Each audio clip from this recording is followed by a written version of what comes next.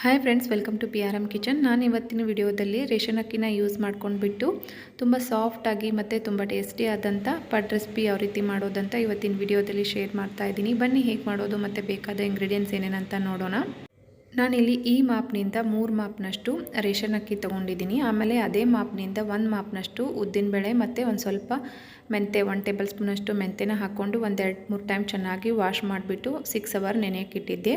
ಅದೇ ಮಾಪ್ನಿಂದ 3/4 ಕಪ್ನಷ್ಟು ಅವಲಕ್ಕಿನ ಚೆನ್ನಾಗಿ ವಾಶ್ ಮಾಡಿಬಿಟ್ಟು ನೆನೆಯೋಕೆ ಇಟ್ಟಿದ್ದೀನಿ. ನಾನಿಲ್ಲಿ 6 to 7 ಅವರ್ಸ್ ಅಕ್ಕಿ ಮತ್ತು ಉದ್ದಿನಬೇಳೆನ ನೆನೆಸ್ಕೊಂಡ್ಬಿಟ್ಟು ಇಟ್ಕೊಂಡಿದ್ದೀನಿ. ಆಮೇಲೆ ಅದನ್ನು ಮಿಕ್ಸರ್ ಜಾರಿಗೆ ಹಾಕೋತಾ ಇದ್ದೀನಿ.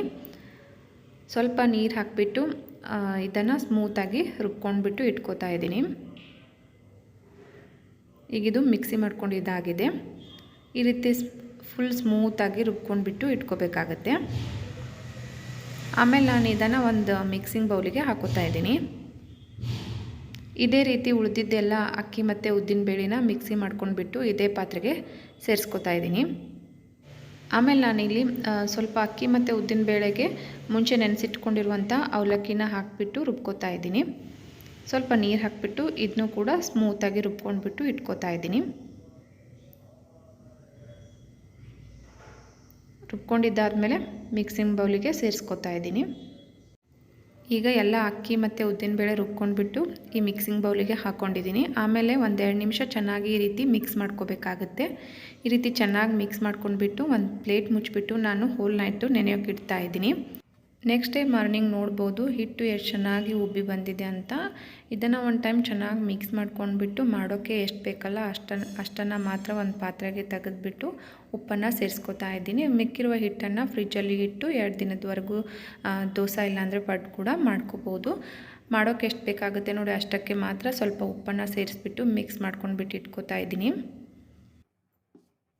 ನಾನಿಲ್ಲಿ ಮುಂಚೆನೇ ಪಡ್ಡು ಹಂಚು ಕಾಯಕ್ಕಿಟ್ಟಿದ್ದೆ. ಹಂಚು ಚೆನ್ನಾಗಿ ಕಾದ್ಮೇಲೆ ಎಣ್ಣೆನ ಹಾಕೋತಾ ಇದ್ದೀನಿ. ಫಸ್ಟ್ ಟೈಮ್ ಪಡ್ಡು ಹಾಕುವಾಗ ಸ್ವಲ್ಪ ಎಣ್ಣೆ ಜಾಸ್ತಿ ಹಾಕಿಬಿಟ್ಟು ಈ ರೀತಿ ಚೆನ್ನಾಗಿ ಎಣ್ಣೆನ ಹಚ್ಕೋಬೇಕಾಗುತ್ತೆ, ಇಲ್ಲಾಂದರೆ ಪಡ್ಡು ಅಂಟ್ಕೋತೆ. ಹಾಗಾಗಿ ಚೆನ್ನಾಗಿ ಈ ರೀತಿ ಎಣ್ಣೆನ ಎಲ್ಲ ಕಡೆ ಹಚ್ಕೊಂಡಿದ್ದಾದಮೇಲೆ ಹಿಟ್ಟನ್ನು ಒಂದು ಟೈಮ್ ಚೆನ್ನಾಗಿ ಮತ್ತೆ ಮಿಕ್ಸ್ ಮಾಡ್ಕೊಂಡ್ಬಿಟ್ಟು ಪಡ್ಡು ಹಾಕೋತಾ ಇದ್ದೀನಿ.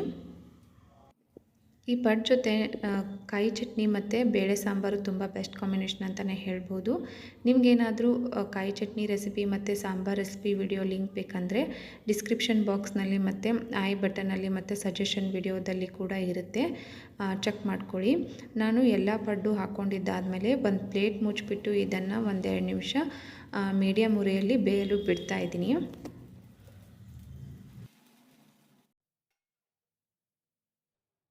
ಎರಡು ನಿಮಿಷ ಆದಮೇಲೆ ನೋಡ್ತಾ ಇದ್ದೀನಿ ಪಡ್ಡು ಕೂಡ ತುಂಬ ಚೆನ್ನಾಗಿ ಬೆಂದಿದೆ. ಆಮೇಲೆ ಸೈಡಿಗೆ ಸ್ವಲ್ಪ ಮತ್ತೆ ಎಣ್ಣೆನ ಹಾಕೋತಾ ಇದ್ದೀನಿ. ಈ ರೀತಿ ಎಣ್ಣೆ ಹಾಕ್ಕೊಂಡಿದ್ದಾದಮೇಲೆ ಇನ್ನೊಂದು ಸೈಡು ಹೊಳ್ಳಿಸ್ಬಿಟ್ಟು ಇದನ್ನು ಬೇಯಿಸ್ಕೊತಾ ಇದ್ದೀನಿ. ಈ ರೀತಿ 2 ಸೈಡು ಹೊಳ್ಳಿಸ್ಬಿಟ್ಟು ಚೆನ್ನಾಗಿ ಇದನ್ನು ಬೇಯಿಸ್ಕೋಬೇಕಾಗುತ್ತೆ. ನೋಡ್ಬೋದು ಪಡ್ಡು ಕಲರ್ ಕೂಡ ಎಷ್ಟು ಚೆನ್ನಾಗಿ ಕೆಂಪಾಗಿ ಬಂದಿದೆ ಅಂತ. ಮೆಂತೆ ಹಾಕಿರೋದ್ರಿಂದ ಕಲರ್ ತುಂಬ ಚೆನ್ನಾಗಿ ಬರುತ್ತೆ. ಹಾಗಾಗಿ ನೀವು ಎಲ್ಲ ಅಳತೆನ ಕರೆಕ್ಟ್ ಪ್ರಮಾಣದಲ್ಲಿ ಹಾಕಿಬಿಟ್ಟು ಮಾಡಿ ನೋಡಿ, ತುಂಬ ಚೆನ್ನಾಗಿ ಬರುತ್ತೆ. ಈಗಿದು ಇನ್ನೊಂದು ಸೈಡು 1 ನಿಮಿಷ ಚೆನ್ನಾಗಿ ಬೇಯಿಸ್ಕೊಂಡ್ಬಿಟ್ಟು ನಾನಿಲ್ಲಿ ತೆಗಿತಾ ಇದ್ದೀನಿ. ನೋಡಿದ್ರಲ್ಲ, ನಾನಿವತ್ತು ಮಾಡ್ತಾ ಇರುವಂಥ ರೆಸಿಪಿ ಅಕ್ಕಿ ಬೇಳೆ ನೆನೆಸದೆ ದಿಢೀರಾಗಿ ಕ್ರಿಸ್ಪಿ ಆದಂಥ ದೋಸೆನ ಯಾವ ರೀತಿ ಮಾಡೋದು ಅಂತ ಇವತ್ತಿನ ವಿಡಿಯೋದಲ್ಲಿ ಶೇರ್ ಮಾಡ್ತಾ ಇದ್ದೀನಿ. ಬನ್ನಿ ಹೇಗೆ ಮಾಡೋದಂತ ನೋಡೋಣ. ನಾನಿಲ್ಲಿ ಈ ಕಪ್ನಿಂದ 1 ಕಪ್ನಷ್ಟು ಸಣ್ಣ ರವೆ ಅಥವಾ ಮೀಡಿಯಮ್ ರವೆನ ತೊಗೊಂಡಿದ್ದೀನಿ. ಆಮೇಲೆ ಅದನ್ನು ಮಿಕ್ಸರ್ ಜಾರಿಗೆ ಹಾಕ್ಕೊಂಡ್ಬಿಟ್ಟು ಸ್ಮೂತಾಗಿ ಪೌಡರ್ ಮಾಡ್ಕೊಂಡ್ಬಿಟ್ಟು ಇಟ್ಕೋತಾ ಇದ್ದೀನಿ. ನಾನಿಲ್ಲಿ ಸ್ಮೂತಾಗಿ ಪುಡಿ ಮಾಡ್ಕೊಂಡ್ಬಿಟ್ಟು ಇಟ್ಕೊಂಡಿದ್ದೀನಿ. ಆಮೇಲೆ ಅದನ್ನು ಒಂದು ಮಿಕ್ಸಿ ಬೌಲಿಗೆ ಹಾಕೋತಾ ಇದ್ದೀನಿ. ಈ ರೀತಿ ಒಂದು ಮಿಕ್ಸಿಂಗ್ ಬೌಲಿಗೆ ಹಾಕ್ಕೊಂಡ್ಬಿಟ್ಟು 1-2 ಟೇಬಲ್ ಸ್ಪೂನಷ್ಟು ಕಡಲೆ ಹಿಟ್ಟನ್ನ ಹಾಕೋತಾ ಇದ್ದೀನಿ. ಆಮೇಲೆ 1-2 ಟೇಬಲ್ ಸ್ಪೂನಷ್ಟು ಅಕ್ಕಿ ಹಿಟ್ಟನ್ನ ಹಾಕೋತಾ ಇದ್ದೀನಿ. ಅಕ್ಕಿ ಹಿಟ್ಟು ಹಾಕಿದ ಮೇಲೆ ಸ್ವಲ್ಪ ಎಲ್ಲವನ್ನು ಚೆನ್ನಾಗಿ ಮಿಕ್ಸ್ ಮಾಡ್ಕೊಂಡ್ಬಿಟ್ಟು ಇಟ್ಕೋತಾ ಇದ್ದೀನಿ. ಈ ರೀತಿ ಎಲ್ಲವನ್ನು ಚೆನ್ನಾಗಿ ಮಿಕ್ಸ್ ಮಾಡ್ಕೋಬೇಕು. ಆಮೇಲೆ ನಾನು ಇದಕ್ಕೆ ಮುಂಚೆ ಯಾವ ಕಪ್ನಿಂದ ರವೆ ತೊಗೊಂಡಿದ್ನಲ್ಲ ಸೇಮ್ ಅದೇ ಕಪ್ನಿಂದ 1 ಕಪ್ನಷ್ಟು ಮೊಸರನ್ನು ಹಾಕೋತಾ ಇದ್ದೀನಿ. ಮೊಸರು ಹಾಕ್ಕೊಂಡಿದ್ದಾದಮೇಲೆ ಅದನ್ನು ಎಲ್ಲವನ್ನು ಚೆನ್ನಾಗಿ ಮಿಕ್ಸ್ ಮಾಡ್ಕೋತಾ ಇದ್ದೀನಿ. ಈ ರೀತಿ ಒಂದು ಸ್ಪೂನಿಂದ ಚೆನ್ನಾಗಿ ಮಿಕ್ಸ್ ಮಾಡಿಕೊಂಡು ಇಟ್ಕೋಬೇಕಾಗುತ್ತೆ.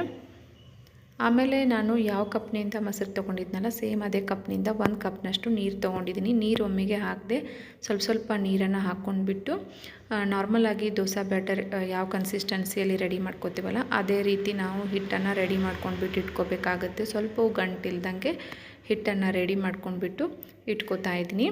ಆಮೇಲೆ ನಾನು ಇದಕ್ಕೆ ರುಚಿಗೆ ಎಷ್ಟು ಬೇಕಾಗುತ್ತೆ ನೋಡಿ ನೋಡ್ಕೊಂಬಿಟ್ಟು ಉಪ್ಪನ್ನು ಹಾಕ್ಕೋತಾ ಇದ್ದೀನಿ. 1 ಟೇಬಲ್ ಸ್ಪೂನಷ್ಟು ಸಕ್ಕರೆನ ಆ್ಯಡ್ ಮಾಡ್ತಾ ಇದ್ದೀನಿ.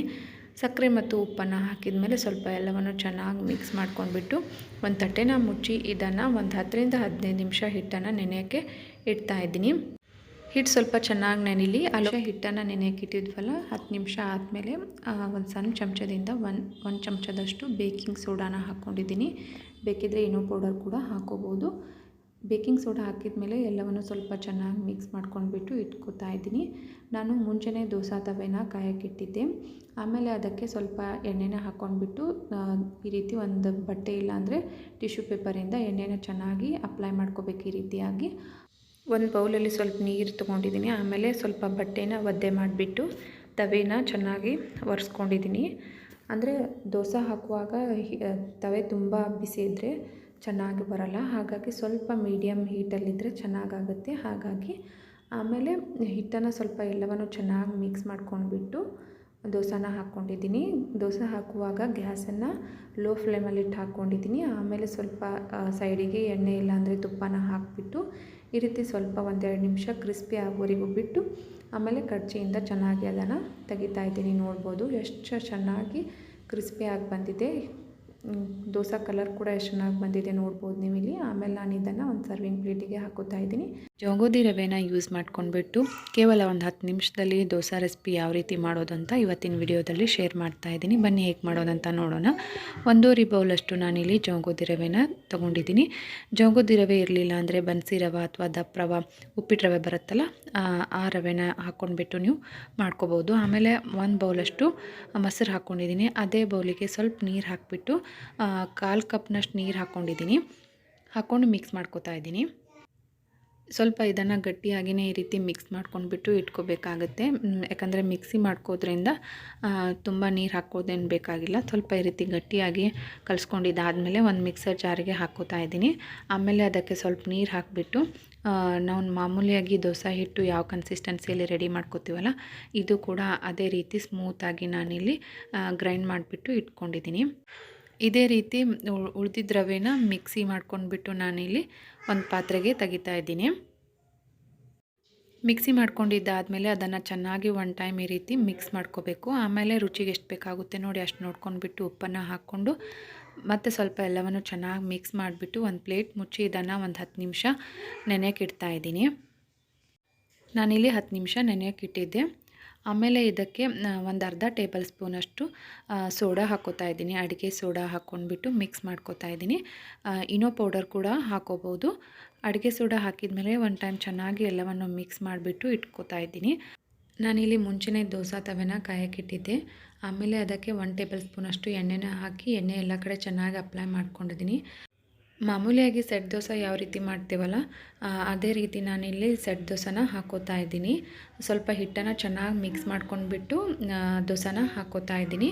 ನಾನು ಈ ಹಿಂದಿನ ವಿಡಿಯೋದಲ್ಲಿ ಸಣ್ಣ ರವೆನ ಯೂಸ್ ಮಾಡ್ಕೊಂಡ್ಬಿಟ್ಟು ಕ್ರಿಸ್ಪಿಯಾಗಿ ಇನ್ಸ್ಟೆಂಟಾಗಿ ದೋಸೆ ರೆಸಿಪಿ ಯಾವ ರೀತಿ ಮಾಡೋದಂತ ಶೇರ್ ಮಾಡಿದ್ದೀನಿ. ನಿಮಗೇನಾದರೂ ವಿಡಿಯೋ ಲಿಂಕ್ ಬೇಕಂದರೆ ಡಿಸ್ಕ್ರಿಪ್ಷನ್ ಬಾಕ್ಸ್ನಲ್ಲಿ ಮತ್ತು ಐ ಬಟನಲ್ಲಿ ಮತ್ತು ಸಜೆಷನ್ ವಿಡಿಯೋದಲ್ಲಿ ಕೂಡ ಇರುತ್ತೆ, ಚೆಕ್ ಮಾಡ್ಕೋಬೋದು.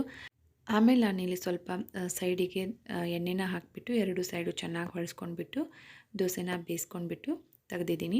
ಜೋಳದ ದೋಸೆ ತುಂಬ ಟೇಸ್ಟಿಯಾಗಿರುತ್ತೆ. ಬೆಳಗಿನ ತಿಂಡಿಗೆ ಒಂದು 10-15 ನಿಮಿಷದಲ್ಲಿ ಮಾಡ್ಕೋಬೋದು. ಬನ್ನಿ ಹೇಗೆ ಮಾಡೋದಂತ ನೋಡೋಣ. ನಾನಿಲ್ಲಿ ಈ ಕಪ್ನಿಂದ 1 ಕಪ್ನಷ್ಟು ಜೋಳದ ಹಿಟ್ಟು ತೊಗೊಂಡಿದ್ದೀನಿ.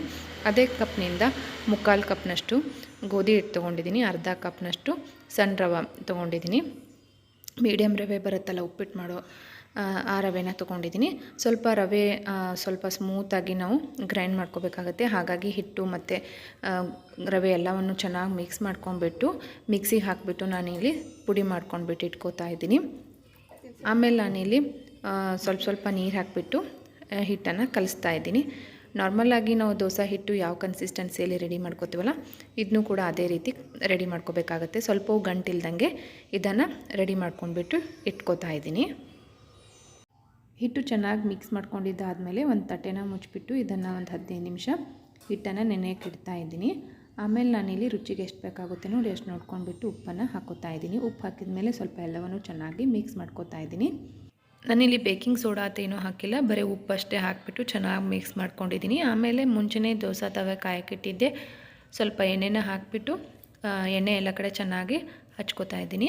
ಹಂಚು ಚೆನ್ನಾಗಿ ಕಾದಿರಬೇಕು, ಇಲ್ಲಾಂದರೆ ದೋಸೆ ಚೆನ್ನಾಗಿ ಬರೋದಿಲ್ಲ. ಹಾಗಾಗಿ ಮುಂಚೆನೇ ನಾನಿಲ್ಲಿ ಹಂಚು ಕಾಯಕ್ಕಿಟ್ಟಿದ್ದೆ. ಆಮೇಲೆ ದೋಸೆನ ಹಾಕೋತಾ ಇದ್ದೀನಿ. ದೋಸೆ ಹಾಕುವಾಗ ಮತ್ತೆ ಒಂದು ಟೈಮ್ ಚೆನ್ನಾಗಿ ಹಿಟ್ಟನ್ನು ಮಿಕ್ಸ್ ಮಾಡ್ಕೊಂಡ್ಬಿಟ್ಟು ದೋಸೆನ ಹಾಕೋತಾ ಇದ್ದೀನಿ. ಆಮೇಲೆ ಸ್ವಲ್ಪ ಸೈಡಿಗೆ ಎಣ್ಣೆ ಇಲ್ಲಾಂದರೆ ತುಪ್ಪನ ಹಾಕಿಬಿಟ್ಟು 2 ಸೈಡು ಚೆನ್ನಾಗಿ ಹೊಳ್ಸ್ಕೊಂಡ್ಬಿಟ್ಟು ಬೇಯಿಸ್ಕೊಂಡ್ಬಿಟ್ಟು ತೆಗಿತಾ ಇದ್ದೀನಿ. ಬೆಳಗಿನ ತಿಂಡಿಗೆ ಲಂಚ್ ಬಾಕ್ಸಿಗೆ ಇದನ್ನು ಮಾಡ್ಕೋಬೋದು. ತುಂಬ ಚೆನ್ನಾಗಿ ಬರುತ್ತೆ ಮತ್ತು ಟೇಸ್ಟ್ ಕೂಡ ತುಂಬ ಚೆನ್ನಾಗಿರುತ್ತೆ. ನಾನಿಲ್ಲಿ ಸಫೋಲಾ ಎಗ್ಲೆಸ್ ಮೈನೈಸ್ ತೊಗೊಂಡಿದ್ದೀನಿ. ಆಮೇಲೆ ವೆಜಿಟೇಬಲ್ಸಲ್ಲಿ ಒಂದು ಕ್ಯಾರೆಟು, ಒಂದು ಸೌತೆಕಾಯಿ ಮತ್ತು ಕ್ಯಾಪ್ಸಿಕಮ್ಮು, ಟೊಮೆಟೊ ಮತ್ತು 2 ಹಸಿಮೆಣಸಿಕಾಯಿನ ಕಟ್ ಮಾಡಿಬಿಟ್ಟು ಇಟ್ಕೊಂಡಿದ್ದೀನಿ. ವೆಜಿಟೇಬಲ್ಸ್ ಎಲ್ಲ ಕಟ್ ಮಾಡ್ಕೊಂಡು ಇಟ್ಕೊಂಡಿದ್ದೀನಿ. ಕ್ಯಾರೆಟ್ನ ಹೆಚ್ಕೊಂಡ್ಬಿಟ್ಟು ಇಟ್ಕೊಂಡಿದ್ದೀನಿ. ಎಲ್ಲ ವೆಜಿಟೇಬಲ್ಸ್ ಕಟ್ ಮಾಡ್ಕೊಂಡಿದ್ದಾದಮೇಲೆ ಅದನ್ನು ಒಂದು ಬೌಲಿಗೆ ಹಾಕೋತಾ ಇದ್ದೀನಿ. ಒನ್ ಟೈಮ್ ಎಲ್ಲವನ್ನು ಚೆನ್ನಾಗಿ ಮಿಕ್ಸ್ ಮಾಡ್ಕೋತಾ ಇದ್ದೀನಿ. ರುಚಿಗೆ ತಕ್ಕಷ್ಟು ಉಪ್ಪನ್ನು ಹಾಕಿಬಿಟ್ಟು ಮತ್ತೆ ಒನ್ ಟೈಮ್ ಎಲ್ಲವನ್ನು ಚೆನ್ನಾಗಿ ಮಿಕ್ಸ್ ಮಾಡ್ಕೋತಾ ಇದ್ದೀನಿ. ಆಮೇಲೆ ನಾನಿಲ್ಲಿ ಮುಂಚೆನೇ ತೊಗೊಂಡಿರುವಂಥ ಎಗ್ಲೆಸ್ ಸಫೋಲಾ ಮೈನೈಸ್ ಇತ್ತಲ್ಲ, ಅದನ್ನು ಒಂದು 4 ಟೇಬಲ್ ಸ್ಪೂನಷ್ಟು ಹಾಕೋತಾ ಇದ್ದೀನಿ. ಇದನ್ನು ಹಾಕಿಬಿಟ್ಟು ಮಾಡೋದ್ರಿಂದ ತುಂಬ ಚೆನ್ನಾಗಿ ಬರುತ್ತೆ, ಟೇಸ್ಟಿಯಾಗಿ ಬರುತ್ತೆ. ಹಾಗಾಗಿ ಇದನ್ನು ಹಾಕಿದ ಮೇಲೆ ಚೆನ್ನಾಗಿ ಮಿಕ್ಸ್ ಮಾಡಿಬಿಟ್ಟು ಇಟ್ಕೋತಾ ಇದ್ದೀನಿ. ನಾನಿಲ್ಲಿ 2 ಬ್ರೆಡ್ ತೊಗೊಂಡಿದ್ದೀನಿ. ಅದಕ್ಕೆ ಬೆಣ್ಣೆ ಇಲ್ಲಾಂದರೆ ತುಪ್ಪನ ಹಚ್ಕೋಬೇಕಾಗತ್ತೆ. ನಾನಿಲ್ಲಿ ಸ್ವಲ್ಪ ತುಪ್ಪನ ಹಾಕಿಬಿಟ್ಟು ಹಚ್ಕೋತಾ ಇದ್ದೀನಿ. ಮನೆಯಲ್ಲೇ ನಾವು ಈ ರೀತಿ ಸ್ಯಾಂಡ್ವಿಚ್ನ ಮಾಡ್ಕೋದ್ರಿಂದ ತುಂಬ ಇಷ್ಟಪಟ್ಟು ತಿಂತಾರೆ ಮಕ್ಕಳು ಕೂಡ.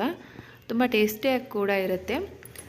ನೀವು ಒಮ್ಮೆ ನಿಮ್ಮ ಮನೇಲಿ ಈ ರೀತಿ ಟ್ರೈ ಮಾಡಿ ನೋಡಿ, ಹೇಗೆ ಬಂದಿದೆ ಅಂತ ನನಗೆ ಕಮೆಂಟ್ ಬಾಕ್ಸಲ್ಲಿ ತಿಳಿಸಿ. ತುಪ್ಪ ಹಚ್ಕೊಂಡಿದ್ದಾದಮೇಲೆ ಅದನ್ನು ಹೊಳ್ಳಿಸ್ಬಿಟ್ಟು ಇನ್ನೊಂದು ಬದಿಗೆ ನಾನಿಲ್ಲಿ ಸ್ವಲ್ಪ ಸಾಸ್ ಹಾಕಿಬಿಟ್ಟು ಹಚ್ಕೋತಾ ಇದ್ದೀನಿ. ಇನ್ನೊಂದು ಬ್ರೆಡ್ಡಿಗೆ ಮುಂಚೆ ಮಿಕ್ಸ್ ಮಾಡಿ ಇಟ್ಕೊಂಡಿರೋಂಥ ವೆಜಿಟೇಬಲ್ಸ್ ಮಿಕ್ಸನ್ನು ಹಾಕೋತಾ ಇದ್ದೀನಿ. ಈ ರೀತಿ ಹಾಕ್ಕೊಂಡಿದ್ದಾದಮೇಲೆ ಟೊಮೆಟೊ ಸಾಸ್ ಹಚ್ಕೊಂಡಿಟ್ಕೊಂಡಿದ್ವಲ್ಲ ಬ್ರೆಡ್ಡು, ಅದನ್ನು ಇದ್ರ ಮೇಲೆ ಹಾಕಿಬಿಟ್ಟು ಇದನ್ನು ರೋಸ್ಟ್ ಮಾಡ್ಕೋತಾ ಇದ್ದೀನಿ. ನಾನಿಲ್ಲಿ ತವ ಮೇಲೆ ರೋಸ್ಟ್ ಮಾಡ್ಕೋದ್ರಿಂದ ಮುಂಚೆನೇ ತವೆ ಕಾಯಕ್ಕಿಟ್ಟಿದ್ದೆ. ಆಮೇಲೆ ಸ್ವಲ್ಪ ತುಪ್ಪನ ಹಾಕಿಬಿಟ್ಟು ಸ್ವಲ್ಪ ಲೈಟಾಗಿ ಈ ರೀತಿ ಬ್ರೆಡನ್ನು ಪ್ರೆಸ್ ಮಾಡಿಬಿಟ್ಟು 1-2 ಸೆಕೆಂಡ್ ಚೆನ್ನಾಗಿ ಅದನ್ನು ರೋಸ್ಟ್ ಮಾಡಿಕೊಂಡು ಇನ್ನೊಂದು ಬದಿಗೂ ಚೆನ್ನಾಗಿ ಹೊಳ್ಸ್ಕೊಂಡ್ಬಿಟ್ಟು ಈ ರೀತಿ ಸ್ವಲ್ಪ ಗೋಲ್ಡನ್ ಕಲರ್ ಬರೋವರೆಗೂ ಚೆನ್ನಾಗಿ ಅದನ್ನು ರೋಸ್ಟ್ ಮಾಡ್ಕೊಂಡ್ಬಿಟ್ಟು ತೆಗೆದಿದ್ದೀನಿ. ನಾನಿಲ್ಲಿ 1 ಕಪ್ನಷ್ಟು ನವಣಕ್ಕಿ ತೊಗೊಂಡಿದ್ದೀನಿ. ವೆಜಿಟೇಬಲ್ಸಲ್ಲಿ ಕ್ಯಾಪ್ಸಿಕಮ್ಮು, ಕ್ಯಾರೆಟು ಕಟ್ ಮಾಡಿ ಇಟ್ಕೊಂಡಿದ್ದೀನಿ. ಸ್ವಲ್ಪ ಹಸಿ ಬಟಾಣಿ ಕಾಳು, 2 ಹಸಿಮೆಣಸಿಕಾಯಿ, 1 ಈರುಳ್ಳಿನ ಚಿಕ್ಕದಾಗಿ ಕಟ್ ಮಾಡಿ ಇಟ್ಕೊಂಡಿದ್ದೀನಿ. ಸ್ವಲ್ಪ ಕರಿಬೇವು ಮತ್ತು ಕೊತ್ತಂಬರಿನ ತೊಗೊಂಡಿದ್ದೀನಿ. ಬೇಕಿದ್ದರೆ ಬೀನ್ಸ್ ಕೂಡ ನೀವು ಹಾಕ್ಕೋಬೋದು. ಮನೇಲಿ ಯಾವ ತರಕಾರಿ ಇತ್ತಲ್ಲ ಅದನ್ನೇ ಹಾಕ್ಕೊಂಡಿದ್ದೀನಿ ನಾನಿಲ್ಲಿ. ಆಮೇಲೆ 1 ಟೊಮೆಟೊನ ಚಿಕ್ಕದಾಗಿ ಕಟ್ ಮಾಡಿಬಿಟ್ಟು ಇಟ್ಕೊಂಡಿದ್ದೀನಿ. ನಾನಿಲ್ಲಿ ನವಣಕ್ಕಿನ ಒಂದು ಪಾತ್ರೆಗೆ ಹಾಕಿಬಿಟ್ಟು ಚೆನ್ನಾಗಿ ಅದನ್ನು 2 ಟೈಮ್ ವಾಶ್ ಮಾಡಿ ನೀರು ಬಸ್ಕೊಂಡು ಇಟ್ಕೊಂಡಿದ್ದೀನಿ. ಗ್ಯಾಸ್ ಸ್ಟವ್ ಆನ್ ಮಾಡಿಬಿಟ್ಟು ಕುಕ್ಕರ್ ಕಾಯಕ್ಕೆ ಇಡ್ತಾ ಇದ್ದೀನಿ. ಒಂದು 3 ಟೇಬಲ್ ಸ್ಪೂನಷ್ಟು ಎಣ್ಣೆ ಹಾಕೋತಾ ಇದ್ದೀನಿ. ಎಣ್ಣೆ ಚೆನ್ನಾಗಿ ಬಿಸಿ ಆದಮೇಲೆ 1/4 ಟೇಬಲ್ ಸ್ಪೂನಷ್ಟು ಸಾಸಿವೆ ಹಾಕ್ಕೊಂಡಿದ್ದೀನಿ. ಸಾಸಿವೆ ಚೆನ್ನಾಗಿ ಸಿಡಿದ ಮೇಲೆ 2 ಟೇಬಲ್ ಸ್ಪೂನಷ್ಟು ಶೇಂಗಾ ಹಾಕೋತಾ ಇದ್ದೀನಿ. ಶೇಂಗಾ ಹಾಕ್ಕೊಂಡಿದ್ದಾದಮೇಲೆ ಸ್ವಲ್ಪ ಕೆಂಪನ್ನು ಬರೋವರೆಗೂ ಅದನ್ನು ಚೆನ್ನಾಗಿ ಫ್ರೈ ಮಾಡ್ಕೋತಾ ಇದ್ದೀನಿ. ಆಮೇಲೆ 1 ಟೇಬಲ್ ಸ್ಪೂನಷ್ಟು ಉದ್ದಿನಬೇಳೆ, 1 ಟೇಬಲ್ ಸ್ಪೂನಷ್ಟು ಕಡಲೆಬೇಳೆ ಹಾಕ್ಕೊಂಡಿದ್ದೀನಿ. ಕಡಲೆಬೇಳೆ, ಉದ್ದಿನಬೇಳೆ ಸ್ವಲ್ಪ ಲೈಟ್ ಗೋಲ್ಡನ್ ಕಲರ್ ಬರೋವರೆಗೂ ಚೆನ್ನಾಗಿ ಫ್ರೈ ಮಾಡ್ಕೋತಾ ಇದ್ದೀನಿ. ಆಮೇಲೆ ಸ್ವಲ್ಪ ಕರಿಬೇವು ಹಾಕೋತಾ ಇದ್ದೀನಿ. ಆಮೇಲೆ ಮುಂಚೆ ಕಟ್ ಮಾಡಿ ಇಟ್ಕೊಂಡಿರುವ 2 ಹಸಿಮೆಣಸಿಕಾಯಿ ಹಾಕಿಬಿಟ್ಟು ಸ್ವಲ್ಪ ಹಸಿ ವಾಸನೆ ಹೋಗೋವರೆಗೂ ಚೆನ್ನಾಗಿ ಫ್ರೈ ಮಾಡ್ಕೋತಾ ಇದ್ದೀನಿ. ನವಣಕ್ಕಿ ಉಪ್ಪಿಟ್ಟನ್ನು ನಾನಿಲ್ಲಿ ಕುಕ್ಕರಲ್ಲೇ ಮಾಡ್ತಾ ಇರೋದು ಬೇಗ ಆಗುತ್ತೆ ಅಂತ. ನಾವು ನಾರ್ಮಲಾಗಿ ಬನ್ಸಿ ರವೆ ಉಪ್ಪಿಟ್ಟು ಮಾಡ್ತೀವಲ್ಲ, ಆ ರೀತಿ ನಾವು ಹೊರಗಡೆ ಮಾಡ್ಕೋದಾದರೆ ನವಣಕ್ಕಿನ ನಾವು 15 ನಿಮಿಷ ಮುಂಚೆನೇ ನೆನೆಸಿಡಬೇಕಾಗುತ್ತೆ. ತುಂಬ ಟೈಮ್ ತೊಗೋತೆ ಅದು. ಹಾಗಾಗಿ ನಾನಿಲ್ಲಿ ಕುಕ್ಕರಲ್ಲೇ ಮಾಡ್ತಾ ಇರೋದು. ಆಮೇಲೆ ಈರುಳ್ಳಿ ಹಾಕಿದ್ದೀನಿ. ಸ್ವಲ್ಪ ಅರಿಶಿನ ಹಾಕಿಬಿಟ್ಟು ಚೆನ್ನಾಗಿ ಅದನ್ನು ಫ್ರೈ ಮಾಡ್ಕೊಂಡ್ಮೇಲೆ ಟೊಮೆಟೊನ ಹಾಕ್ಕೊಂಡ್ಬಿಟ್ಟು ಸ್ವಲ್ಪ ಟೊಮೆಟೊ ಸಾಫ್ಟ್ ಆಗೋವರೆಗೂ ಚೆನ್ನಾಗಿ ಫ್ರೈ ಮಾಡ್ಕೊಂಡಿದ್ದೀನಿ. ಮುಂಚೆ ಕಟ್ ಮಾಡಿ ಇಟ್ಕೊಂಡಿರುವಂಥ ಕ್ಯಾಪ್ಸಿಕಮ್, ಕ್ಯಾರೆಟ್ ಮತ್ತು ಹಸಿ ಬಟಾಣಿ ಕೂಡ ಹಾಕ್ಕೊಂಡಿದ್ದೀನಿ. ಮನೆಯಲ್ಲಿರುವಂಥ ವೆಜಿಟೇಬಲ್ಸ್ ಅಷ್ಟೇ ನಾನಿಲ್ಲಿ ಹಾಕ್ಕೊಂಡಿದ್ದೀನಿ. ನೀವು ಬೀನ್ಸು ಮತ್ತು ನವಿಲುಕೋಸು ಕೂಡ ಆ್ಯಡ್ ಮಾಡ್ಕೋಬೋದು. ಆಮೇಲೆ ರುಚಿಗೆ ತಕ್ಕಷ್ಟು ಉಪ್ಪು ಹಾಕಿಬಿಟ್ಟು ಸ್ವಲ್ಪ ವೆಜಿಟೇಬಲ್ಸ್ ಎಲ್ಲ ಸಾಫ್ಟ್ ಆಗೋವರೆಗೂ ನಾನಿಲ್ಲಿ ಚೆನ್ನಾಗಿ ಅದನ್ನು ಫ್ರೈ ಮಾಡ್ಕೋತಾ ಇದ್ದೀನಿ. ವೆಜಿಟೇಬಲ್ಸ್ ಎಲ್ಲ ಚೆನ್ನಾಗಿ ಫ್ರೈ ಮಾಡ್ಕೊಂಡಿದ್ದಾದಮೇಲೆ ಯಾವ ಕಪ್ನಿಂದ ನವಣಕ್ಕಿ ತೊಗೊಂಡಿದ್ನಲ್ಲ, ಸೇಮ್ ಅದೇ ಕಪ್ನಿಂದ 3 ಕಪ್ನಷ್ಟು ನಾನಿಲ್ಲಿ ನೀರನ್ನು ಹಾಕೋತಾ ಇದ್ದೀನಿ. ಆಮೇಲೆ ಸ್ವಲ್ಪ ಎಲ್ಲವನ್ನು ಚೆನ್ನಾಗಿ ಮಿಕ್ಸ್ ಮಾಡಿಬಿಟ್ಟು ಉಪ್ಪು ಹುಳಿ ಏನಾದರೂ ಕಡಿಮೆ ಇದ್ದರೆ ಅದನ್ನು ಸೇರಿಸ್ಕೊಂಡ್ಬಿಟ್ಟು ಚೆನ್ನಾಗಿ ಮಿಕ್ಸ್ ಮಾಡಿ ಇದನ್ನು ಕುದಿಯೋಕೆ ಇಡ್ತಾ ಇದ್ದೀನಿ. ಈಗಿದು ಚೆನ್ನಾಗಿ ಕುದೀತಾ ಇದೆ. ಆಮೇಲೆ ಇದಕ್ಕೆ ಮುಂಚೆ ಕಟ್ ಮಾಡಿ ಇಟ್ಕೊಂಡಿರುವ ಕೊತ್ತಂಬರಿ ಸೊಪ್ಪು ಹಾಕ್ಕೊಂಡಿದ್ದೀನಿ. ಆಮೇಲೆ ಮುಂಚೆನೇ ವಾಶ್ ಮಾಡಿ ಇಟ್ಕೊಂಡಿರುವಂಥ ನವಣಕ್ಕಿನ ಹಾಕೋತಾ ಇದ್ದೀನಿ. ನವಣಕ್ಕಿ ಹಾಕ್ಕೊಂಡಿದ್ದಾದಮೇಲೆ ಸ್ವಲ್ಪ ಒನ್ ಟೈಮ್ ಎಲ್ಲವನ್ನು ಚೆನ್ನಾಗಿ ಮಿಕ್ಸ್ ಮಾಡಿಬಿಟ್ಟು ಕುಕ್ಕರ್ ಲಿಡ್ ಕ್ಲೋಸ್ ಮಾಡಿ ಮೀಡಿಯಮ್ ಉರಿಯಲ್ಲಿ ನಾನು ಇದನ್ನು 3 ವಿಜಲ್ಸ್ ಮಾಡಿಸ್ಕೊತಾ ಇದ್ದೀನಿ. 3 ವಿಜಲ್ಸ್ ಮಾಡಿಸ್ಕೊಂಡಿದ್ದಾದಮೇಲೆ ಗ್ಯಾಸ್ ಸ್ಟವ್ ಆಫ್ ಮಾಡಿ ಕುಕ್ಕರ್ ತನಗಾಗಕ್ಕಿಟ್ಟಿದ್ದೆ. ನೋಡ್ಬೋದು ನೀವು ಇಲ್ಲಿ ಎಷ್ಟು ಚೆನ್ನಾಗಿ ಉದುರಾಗಿ ಬಂದಿದೆ ಅಂತ. ಒನ್ ಟೈಮ್ ಎಲ್ಲವನ್ನು ಚೆನ್ನಾಗಿ ಮಿಕ್ಸ್ ಮಾಡ್ಕೊತಾ ಇದ್ದೀನಿ. ನವಣಕ್ಕಿಯಲ್ಲಿ ಸ್ವಲ್ಪ ಶುಗರ್ ಕಂಟೆಂಟ್ ಕಡಿಮೆ ಇರೋದ್ರಿಂದ ಹೆಲ್ತಿಗೂ ಕೂಡ ತುಂಬ ಒಳ್ಳೆಯದು ಮತ್ತು ಡಯಾಬಿಟಿಸ್ ಪೇಷಂಟ್ಗೆ ತುಂಬ ಹೆಲ್ಪ್ ಆಗುತ್ತೆ ಈ ರೆಸಿಪಿ. ಒನ್ ಟೈಮ್ ನೀವು ನಿಮ್ಮ ಮನೇಲಿ ಈ ನವಣಕ್ಕಿ ಉಪ್ಪಿಟ್ಟನ್ನ ಟ್ರೈ ಮಾಡಿ ನೋಡಿ, ಹೇಗೆ ಬಂದಿದೆ ಅಂತ ನನಗೆ ಕಮೆಂಟ್ ಬಾಕ್ಸಲ್ಲಿ ತಿಳಿಸಿ. ಈ ನನ್ನ ರೆಸಿಪಿ ಇಷ್ಟವಾಗಿತ್ತಂದರೆ ಪ್ಲೀಸ್ ಲೈಕ್ ಮಾಡಿ, ನಿಮ್ಮ ಫ್ರೆಂಡ್ಸ್ ಮತ್ತು ಫ್ಯಾಮಿಲಿ ಜೊತೆ ಶೇರ್ ಮಾಡಿ. Thank you.